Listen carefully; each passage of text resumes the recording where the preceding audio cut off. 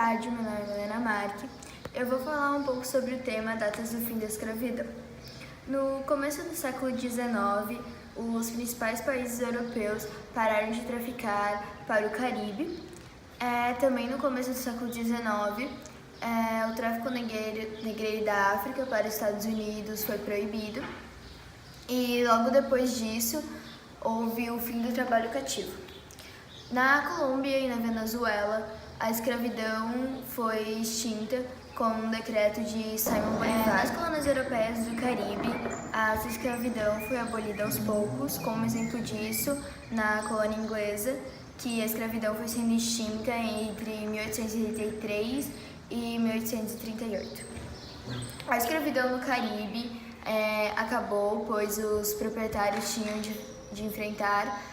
medo de enfrentar uma violenta rebelião, como houve no Haiti, e nas metrópoles estava cada vez mais difundida a ideia liberal de repúdio ao trabalho cativo. E também os negociantes das metrópoles acreditavam que o fim da escravidão contribuiria para modernizar a economia dessas colônias. Cuba, que ainda pertencia à Europa e na época era a maior produtora de açúcar de cana, que sua escravidão durou até 1879. O último país a dar fim à escravidão foi o Brasil, com a Lei Áurea de 1888. Agora a Amanda vai falar um pouco sobre o seu tema. Olá, eu sou a Amanda da VEST 17 e eu vou apresentar um trabalho sobre os 3 temas sobre a América no século XIX. O primeiro dos temas é sobre quem são os caudilhos.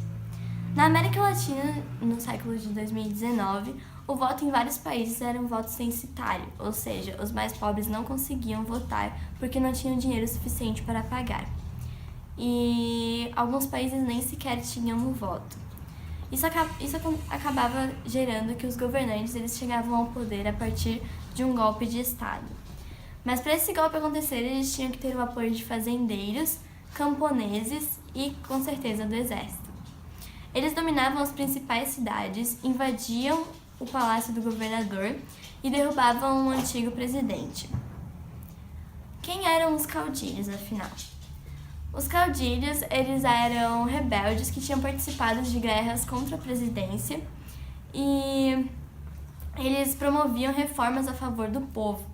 Essas reformas acabavam gerando muita popularidade para cima deles, mas eles ainda assim precisavam dos apoios dos fazendeiros e do exército. Eles não tinham interesse em nada equivalente ao voto e nenhum sistema de eleição. Eles conquistavam tudo a partir dos golpes e eles acabavam implantando uma ditadura. Nesses governos, eles sempre acabavam tendo guerras contra caudilhos rivais e isso acabava gerando inúmeras guerras civis. Todo esse cenário acabava dando uma instabilidade política e o tempo de governo era muito pequeno. E os presidentes não tinham segurança nenhuma para realizar seus projetos administrativos, ou seja, nada prosperava, tudo ficava sempre na mesma. Rosas Mitre e Sarmiento na Argentina. A Argentina do século XIX ela era dividida entre unitaristas e federalistas. Os unitaristas eram as pessoas que desejavam que Buenos Aires tomasse conta do país, e os federalistas eram aqueles que queriam que as províncias do interior tomassem a maior parte do poder. O ditador Rosas ele assumiu o poder em 1829 e governou até 1852. Durante seu governo, os latifundiários tomavam terras dos índios e acabaram matando milhares de pessoas. Quem não era morto precisava fugir para as terras da Patagônia, que é no extremo sul do continente e é um lugar muito gélido e árido. Seu governo ele foi muito contraditório e ele intriga os historiadores até hoje.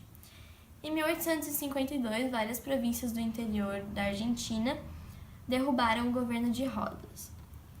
Depois disso, Mitre assume a presidência e o Estado Nacional acaba consolidando-se. O Sarmiento, seu sucessor, ele acaba promovendo diversas reformas no país.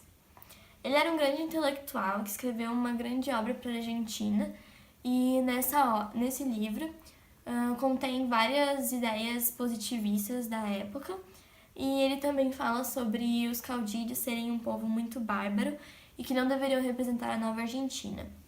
A nova Argentina, para Sarmiento, deveria se basear nas cidades e ter uma instalação de redes de ferrovias, indústrias e difusão do ensino primário. Ele também foi uma pessoa que construiu diversas escolas na Argentina e ainda promoveu a imigração de diversos europeus para o país. Guerra do Pacífico. Essa guerra foi o Peru e a Bolívia contra o Chile, que tinham o apoio dos ingleses. A causa dessa guerra foi uma disputa pelo domínio de áreas produtoras de adubo. O Peru, ele era um grande produtor do guano, que é um excremento produzido pelas aves do Oceano Pacífico. E a Bolívia, ela era uma das grandes exportadoras do salitre. A Europa, ela importava em grande quantidade ambos esses produtos. O Chile, ele acaba vencendo essa guerra com a ajuda da Inglaterra. E o Peru, ele acaba ficando sem suas principais fontes de guano e de salitre. E a Bolívia acaba perdendo as suas terras que tinham contato com o mar, ou seja, ela perdeu a saída ao mar que ela tinha.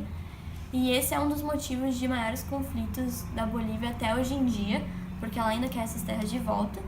E como se não bastasse isso, o Chile ele ainda descobre uma das maiores jazidas de cobre do mundo nas antigas terras bolivianas, o que faz o ódio da Bolívia crescer ainda mais por ter perdido essas terras.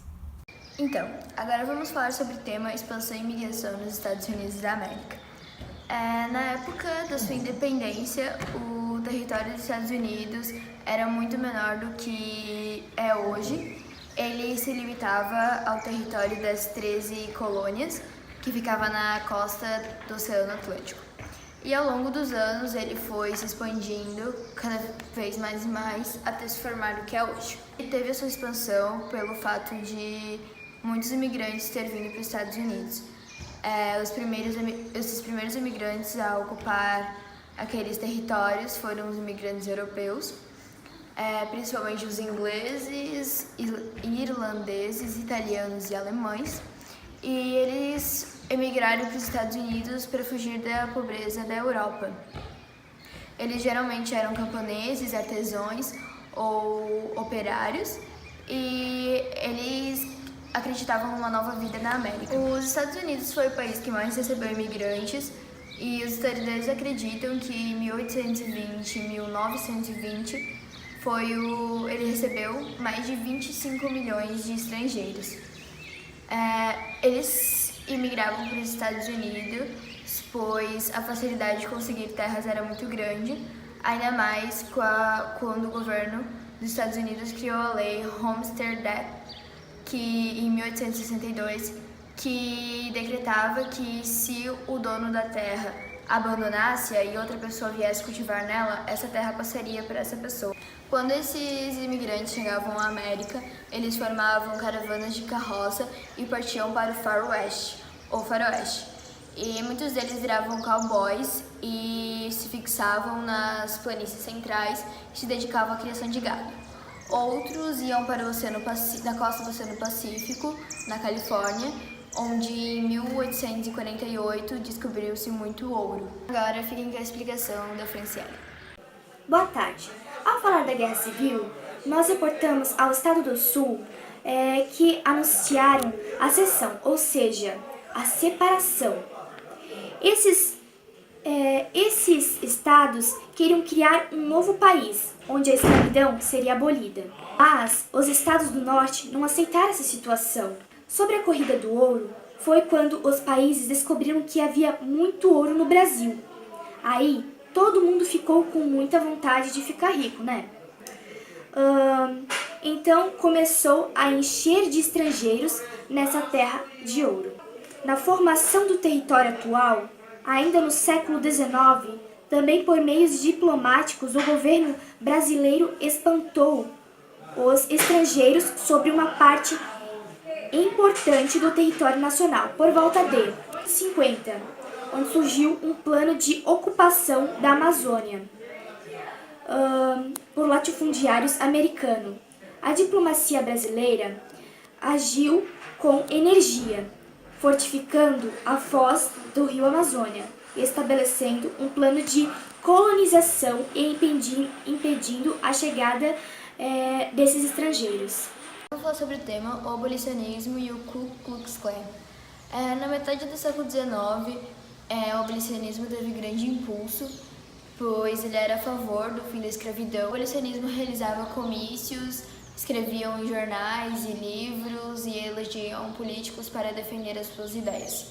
Em 1852, a escritora Carrie Stowe escreveu o livro A Cabana do Pai Thomas, que foi uma história que contava o cotidiano, a vida dos escravos nas fazendas.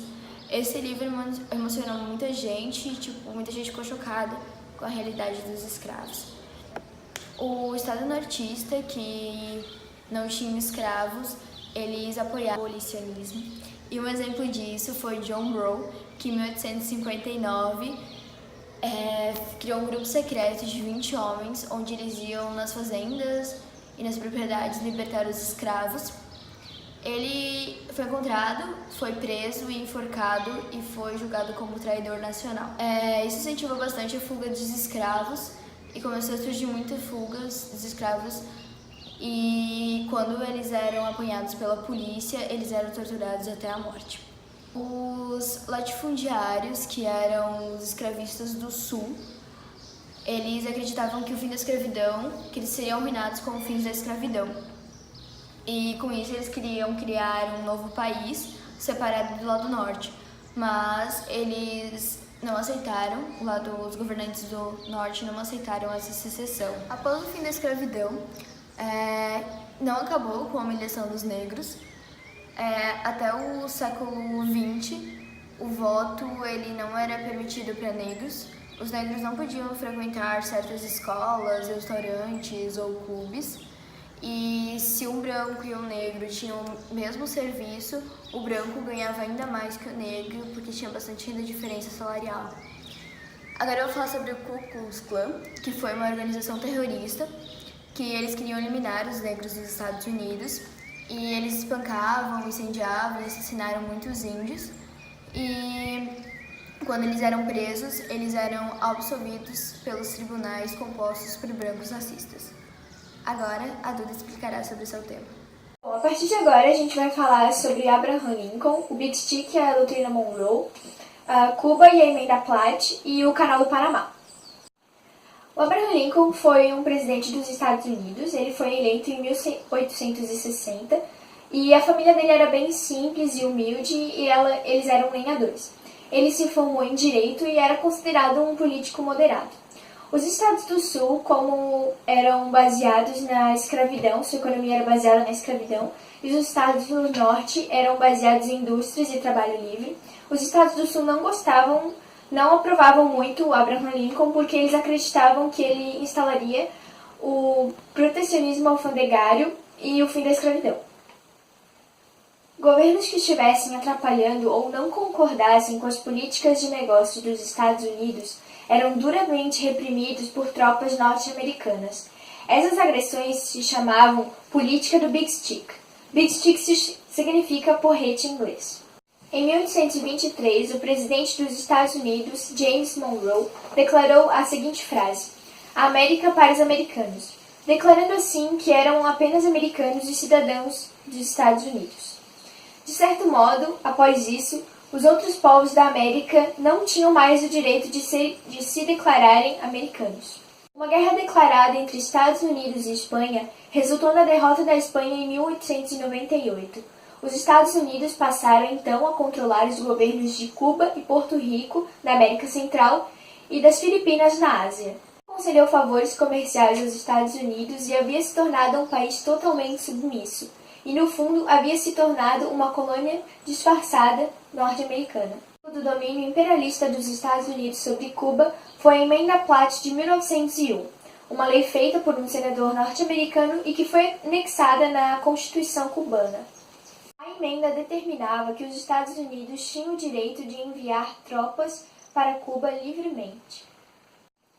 Os Estados Unidos queriam construir um canal para que se pudesse cortar caminho dos navios europeus, facilitando assim a chegada à costa oeste norte-americana. Em 1903, os americanos financiaram um grupo de colombianos que anunciaram que o território onde deveria ser construído o canal seria agora um novo país independente chamado Panamá. O governo do Panamá liberou a construção do canal e declarou que o mesmo pertenceria aos Estados Unidos. Muito obrigada por terem assistido ao vídeo e esperamos que tenham gostado.